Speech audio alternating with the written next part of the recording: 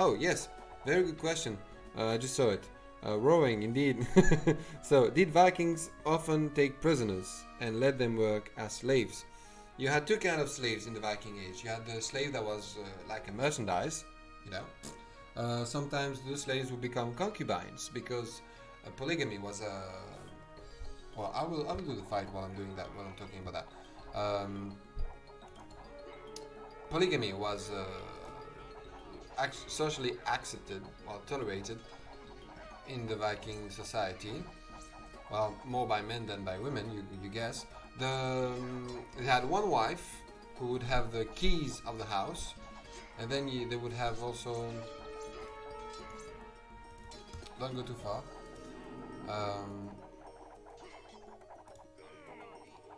The wife, the official wife, had the keys of the house. Her children were the legitimate children, so they were the one that would inherit everything.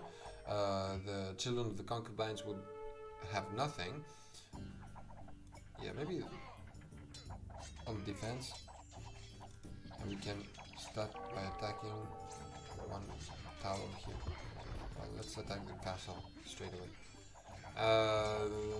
Like the Celts, women would often become slaves and concubines, and we have a report of them being transported to Iceland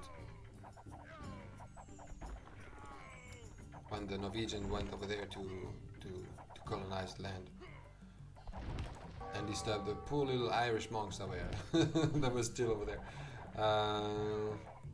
So that's one kind of slave. Then the other kind of slave that is not a merchandise is the prisoner of war, and that one is able to actually buy back his freedom and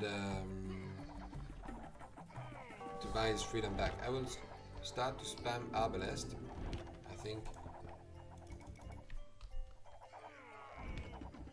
Okay, so that was my little bit on slaves. So they had slaves, of course. They would stop having slaves once they were converted to Christianity.